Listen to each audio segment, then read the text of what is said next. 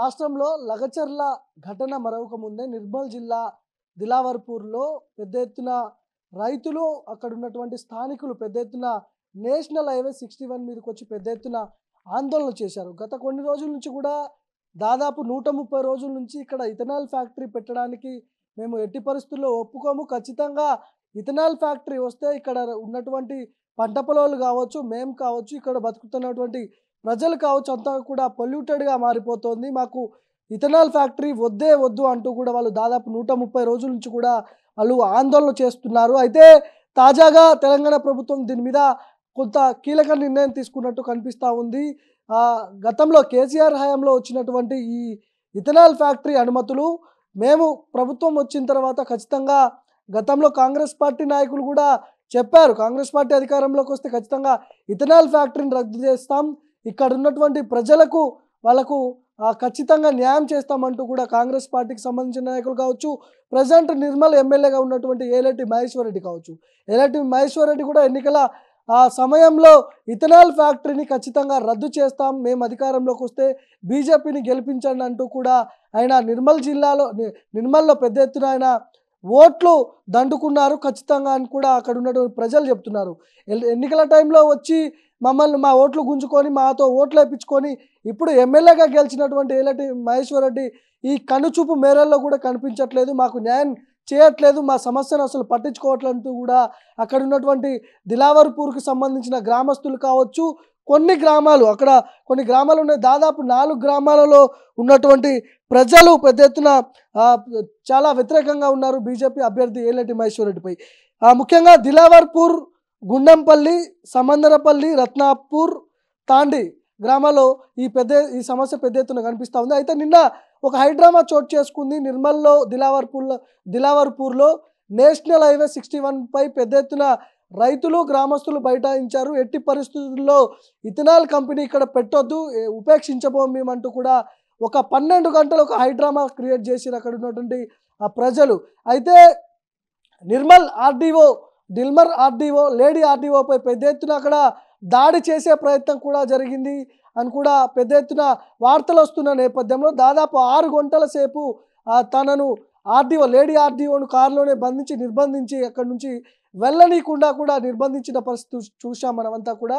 అయితే ఆర్డీఓ మాత్రం ఖచ్చితంగా అక్కడ ఎవరైతే రైతులు ఉన్నారో ఇథనాల్ ఫ్యాక్టరీ వల్ల ఇబ్బంది పడుతున్నటువంటి ప్రజలకు నచ్చచెప్పే దిశగా కూడా ఆర్డీఓ అక్కడికి రావడం జరిగింది కలెక్టర్ ఆదేశాల మేరకు. అయితే అక్కడ ఉన్నటువంటి ప్రజలు కోపంతో దాన్ని జీర్ణించుకోలేక ఎవరు మమ్మల్ని పట్టించుకోవట్లేదు అని చెప్పి ఆర్డీఓ వాహనంపై కూడా దాడి చేయడం జరిగింది. ఆర్డీఓ వాహనంపై దాడి చేసి ఆర్డీఓ వాహనంలోకి అక్కడ ఉన్నటువంటి చలిమంట కాగుతున్న నిప్పుల కట్టెలను తీసుకొచ్చి ఆర్డీఓ వాహనంలోకి వేయడం జరిగింది. ఆర్డీఓ వాహనాన్ని కూడా తలగపెట్టారు. ఇదంతా పెద్ద హైడ్రామా చోటు చేసుకుంది నిర్మల్ సంబంధించిన అక్కడ దిలావర్పూర్లో కొన్ని గ్రామాలు ఇప్పుడు ఇంతకు ముందు చెప్పినటువంటి కొన్ని గ్రామాలు ఏవైతే ఉన్నాయో గుండంపల్లి, సమందరపల్లి, రత్నాపూర్, తాండి గ్రామాల్లో ఈ సమస్య పెద్ద ఎత్తున కనిపిస్తూ ఉంది. కేసీఆర్ హయాంలో వచ్చినటువంటి అనుమతులు ఏదైతే అప్పుడు ప్రభుత్వం నిర్ణయించింది ఇథనాల్ ఫ్యాక్టరీ వస్తుంది, ఇక్కడ ఇథనాల్ ఫ్యాక్టరీ నిర్మించబోతున్నామంటూ కూడా అప్పుడు అనుమతులు రావడం జరిగింది.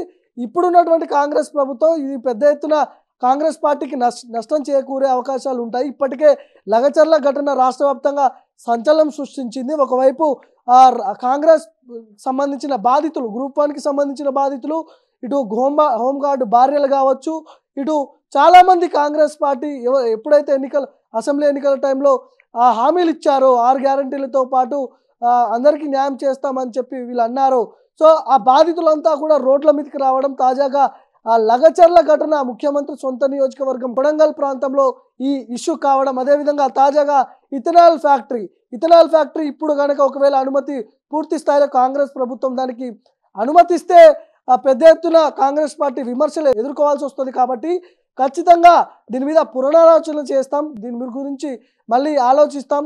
కేసీఆర్ హయాంలో వచ్చినటువంటి ఈ ఇథనాల్ ఫ్యాక్టరీ అనుమతులు ఖచ్చితంగా మేము పునరాలోచించి చేయాలా వద్దా, పెట్టాలా వద్దా, ఒకవేళ పెడితే ఎంత నష్టం ఉంటుంది, పెట్టకపోతే ఎట్లా ఉంటుంది, రైతుల నుంచి ఎట్లాంటి వ్యతిరేకత వస్తుంది, అక్కడ ఉన్నటువంటి నిర్మల్ పబ్లిక్ నుంచి ఎట్లాంటి వ్యతిరేకత వస్తుందని ఇవన్నీ కూడా గమనించి పరిగణనలోకి తీసుకొని పునరాలోచన చేసి ఖచ్చితంగా ఇథనాల్ ఫ్యాక్టరీ రద్దు చేస్తాం ఖచ్చితంగా అని ఒకవైపు కాంగ్రెస్ పార్టీకి సంబంధించిన కొంతమంది వ్యక్తులు మనతో చెప్పడం జరుగుతుంది.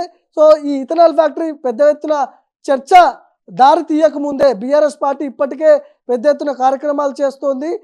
ప్రభుత్వ ఏదైతే వైఫల్యాలు ఎండగట్టడంలో ముందుంది అని కూడా పెద్ద ఎత్తున వార్తలు వస్తున్న నేపథ్యంలో ఇథనాల్ ఫ్యాక్టరీపై పెద్ద ఎత్తున వీళ్ళు కార్యక్రమాలు, అదేవిధంగా ధర్నాలు, రాస్తారోకోలు ఇవన్నీ చేయకముందే ప్రభుత్వం వెనక్కి తగ్గినట్టుగా కూడా తెలుస్తూ ఉంది. అయితే బీఆర్ఎస్ హయాంలో వచ్చినటువంటి ఈ ఇథనాల్ ఫ్యాక్టరీ అనుమతులు ఇప్పుడు ఖచ్చితంగా కాంగ్రెస్ హయాంలో మేము చేయబోము, పునరాలోచన చేస్తాము, దీని గురించి ఆలోచిస్తాము అంటూ కూడా కాంగ్రెస్ ప్రభుత్వం నిర్ణయించినట్టు కూడా తెలుస్తూ ఉంది. అయితే చివరిగా ఇథనాల్ ఫ్యాక్టరీ వస్తే అక్కడ ఉన్నటువంటి ప్రజలు కావచ్చు, పొలాలు కావచ్చు, రైతులు కావచ్చు, వీళ్ళంతా కూడా ఇబ్బంది పడే అవకాశాలు ఉంటాయంటూ కూడా కాంగ్రెస్ పార్టీ పెద్దలు కూడా గ్రహించి అక్కడ ఇథనాల్ ఫ్యాక్టరీ రద్దు చేసే దిశగా కూడా ప్రయత్నాలు జరుగుతున్నాయని కూడా సమాచారం ఉంది. ముఖ్యంగా నిర్మల్ ఎమ్మెల్యే ఎలేటి మహేశ్వర్ రెడ్డిపై పెద్ద ఎత్తున వ్యతిరేకత చూపిస్తున్నారు అక్కడ ఉన్నటువంటి గ్రామ ప్రజలు. ఎందుకంటే ఎన్నికల సమయంలో ఇథనాల్ ఫ్యాక్టరీని రద్దు చేసే బాధ్యత నాది అంటూ కూడా కాళ్ళ మీద పడి ఏడ్చుకుంటూ మా ఓట్లు దండుకున్నాడు ఎలేటి మహేశ్వర్ రెడ్డి. ఇప్పుడు మాత్రం మేము రోడ్లెక్కి హైవేల మీద ధర్నాలు చేస్తున్నప్పటికీ కూడా మా గోడు వెళ్ళబుచ్చుకున్నా కూడా మా గోడు ఎవరు కూడా వినట్లేదు. ఇక్కడ స్థానిక ఎమ్మెల్యే అసలు పట్టించుకోవట్లేదు ఎలేటి మహేశ్వర్ రెడ్డి అంటూ కూడా అక్కడ ఉన్నటువంటి ప్రజలు పెద్ద ఎత్తున తిరుగుబాటు చేస్తున్నారు. చూడాలి కాంగ్రెస్ ప్రభుత్వం వెనక్కి తగ్గి ఇథనాల్ ఫ్యాక్టరీ రద్దు చేస్తుందా, లేదంటే పోయిన గవర్నమెంట్లో వచ్చినటువంటి అనుమతులను మళ్ళీ కంటిన్యూ చేస్తారా అనే అంశాల గురించి ఒక పక్క చర్చ జరుగుతున్నప్పటికీ కాంగ్రెస్ పార్టీ మాత్రం ఖచ్చితంగా ఒక మెట్టు దిగినట్టు కనిపిస్తూ ఉంది. ఇథనాల్ ఫ్యాక్టరీ విషయంలో ఖచ్చితంగా రద్దు చేసుకునే దిశగా ప్రయత్నాలు జరుగుతుంటాయంటూ కూడా సమాచారం ఉంది.